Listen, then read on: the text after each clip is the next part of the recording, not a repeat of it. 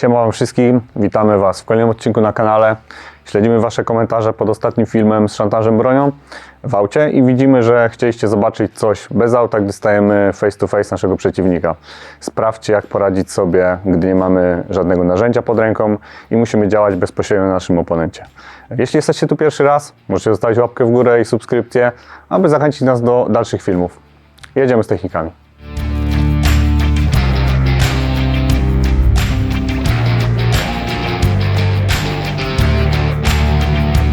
Pierwsza technika, bardzo klasyczna sytuacja, dla nas można powiedzieć najprostsza, to znaczy mamy naszego przeciwnika, celuje do nas, czy będzie to klatka, czy głowa, nie ma znaczenia. Co jest najważniejsze? Mamy broń w zasięgu naszego wzroku i całego przeciwnika. To nam daje dosyć duże pole do popisu. Pamiętajcie, że wszystkie te techniki, które będziemy tutaj robić, bazują na takim zaskoczeniu, tak? I my jakby sterujemy całą sytuacją. Więc wiadomo, gdy podejdę i złapię za broń tutaj, gościu mnie zastrzeli, tak? Więc gdy wydaje nam jakieś komendy, żeby jakby uśpić jego czujność, podnosimy ręce w górę, jesteśmy posłuszni, tak? Wykonujemy wszystkie polecenia. Spokojnie można podnieść ręce po to, żeby znalazły się bliżej jego broni, tak? I mówimy do naszego przeciwnika, tak, spokojnie, podporządkowuje się, wszystko jest ok. Minimalnie podeszłem 2 kroki, po to właśnie uśpiłem jego czujność, mam jego broń jeszcze bliżej, bardziej w swoim zasięgu, mniejsze ryzyko tego, że się pomylę, tak? Ręce podniesione. I tak jak zazwyczaj w Krav Madze z wszystkimi technikami, z szantażem bronią, nożem i tak dalej, schodzę z linii strzału w pierwszym momencie, czyli łapię zamek, odsuwam jak najdalej i swoim ciałem uciekam w drugą stronę, tak? Pierwszy ruch. Zazwyczaj w tym momencie pada strzał. Tym bardziej, jeśli nasz przeciwnik czy oponent będzie miał palec na spuście.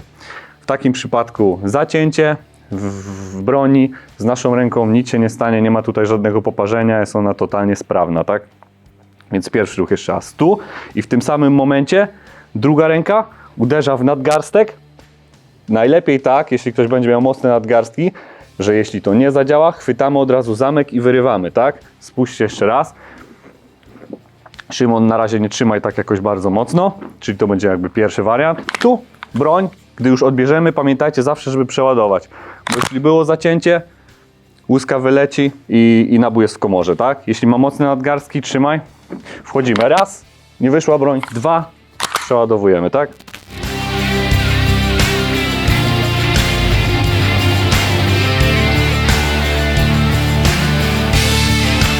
Kolejna sytuacja. Tym razem nasz przeciwnik będzie nas szantażował i broń trzymana oburącz. Tak. Mamy broń trzymaną oburącz, więc w pierwszej możliwości czy skręt w jedną, czy skręt w drugą stronę, tak jak widzicie, raczej nie wchodzi w grę.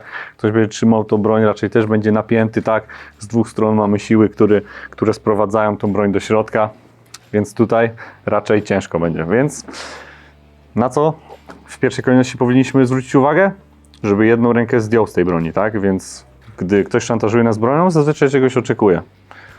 Telefonu, pieniędzy i tak dalej, i tak dalej. Więc podejmujemy działania, tak? Daj portfel. Wyciągamy portfel, podajemy i patrzcie, co się dzieje. Jedna ręka schodzi z pistoletu. To jest ten czas, żeby wdrożyć technikę numer 1, tak? Czyli podajemy portfel, schodzimy z linii strzału, wyrywamy pistolet i jesteśmy wygrani.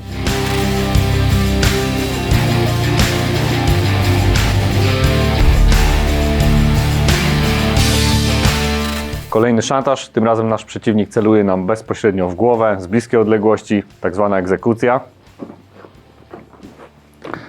Stoimy, tak jak mówiłem, broń bardzo blisko. W tym przypadku, tak jak zawsze, najpierw zejście z linii strzału. Tutaj najkrótsza droga wyjścia będzie w górę, tak? Najkrótsza tutaj jest odległość, żeby zejść z linii strzału. Więc 2 ręce, po tym jak oczywiście trzymamy je w górę, tak? Będziemy się podporządkowywać i tak dalej. Ręce w górę, schodzą w dół, broń jak najszybciej schodzi. I z tym samym ruchem jednocześnie, zaraz zobaczycie, jak to powinno wyglądać synchronizowane, kopnięcie w krocze, tak? Trzymaj jeszcze raz, Szymon, złap. Czyli tak, 2 ręce w górę i kopnięcie. Pach, pach. Przeładowujemy. Jeszcze raz. Bah, bah.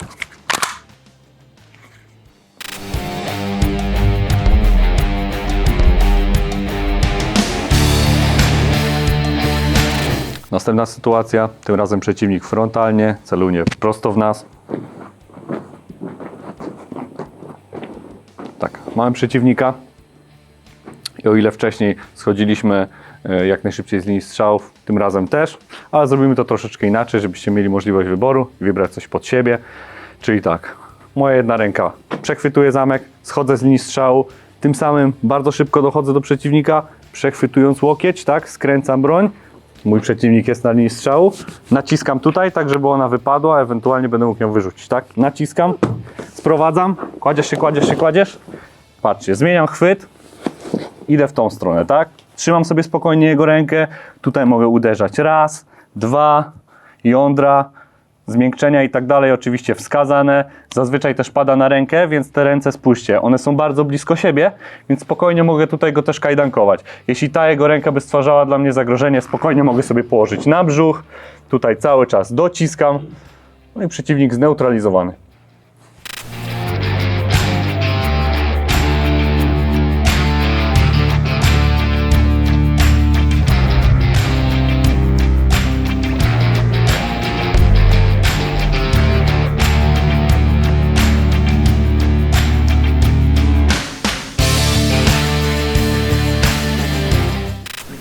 Zwiększamy nasz level trudności, tym razem nie widzimy naszego przeciwnika w pierwszej chwili, ale to już tworzy nam jakąś barierę, tak? Musimy wyczuć, gdzie jest broń, musimy zobaczyć, w jakiej odległości jest nasz oponent. Zobaczcie, jak to zrobić. Więc tak, strzał w tył głowy, egzekucja typowa. Na pewno musimy się podporządkowywać, jeśli tego nie będziemy robić, zginiemy, tak? Ręce w górę, podporządkuję się, próbuję zerknąć kątem oka, rozmawiając do mojego przeciwnika, gdzie jest. Wiecie, to jest takie naturalne, gdy mówisz do kogoś, patrzysz w jego stronę, tak? Nawet delikatnie skręcając głowę mogę zobaczyć, gdzie jest mój przeciwnik. Druga rzecz, nie mam takiej ostrości widzenia na broń, jeśli nie wiem konkretnie, gdzie ona jest, próbuję sytuacją zagrać tak, żeby dowiedzieć się, gdzie ona jest, tak jak w tym, powiedzmy, momencie. Wiem, że mam ją nie na plecach nisko, tylko celuję mi w tył głowy, tak? Więc tak, pierwsza rzecz, zejście z linii strzału. Pamiętajcie, że jego jeden krótki ruch i pociągnięcie spustu to jest mój koniec. Więc szybkie zejście z linii strzału. Głowa w dół i jednocześnie schodzę z linii, skręcając się do niego, tak? Musimy to zrobić jednym ruchem, czyli raz. Spróbuj, Szymon, pociągnąć za spust. Masz przeładowany, tak? Tak. W momencie, kiedy poczujesz, że się rusza. Można zejść z linii strzału i nie zostać postrzelonym. Pamiętajcie, że teraz powiedziałem to do mojego przeciwnika. W naturalnych warunkach oczywiście nikt się tego nie spodziewa. Schodzę z linii strzału i od razu muszę złapać rękę, tak? Schodzę, ręka. Tutaj mocno trzymam jego rękę, tak żeby nie mógł manewrować bronią. Druga ręka po to, żebym mógł spokojnie manewrować sobie moim przeciwnikiem. Po co? Teraz potrzebna jest seria zmiękczeń, żeby wprowadzić oczywiście mojego przeciwnika w stan chaosu, tak? Nie będzie wiedział, co się dzieje. Kolano, spokojnie może iść jedno, drugie. Tej ręki nie mogę puścić. Muszę pilnować, żeby pistolet był kontrolowany przeze mnie. Rękę puszczam tylko na chwilę.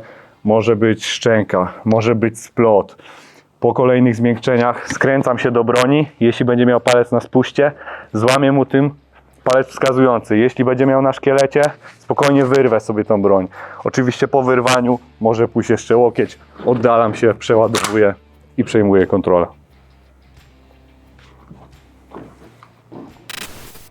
W dzisiejszym odcinku pokazaliśmy Wam kilka technik obrony przed szantażem bronią. Widzimy Waszą aktywność pod ostatnimi filmami, za co dziękujemy. Fajnie było, żebyście zostawili subskrypcję, łapkę w górę, komentarz. Odwiedzajcie też nasze socjale na Facebooku i na Instagramie. Widzimy się w następnym odcinku. Trzymajcie się. Millworld. Dla ludzi z pasją.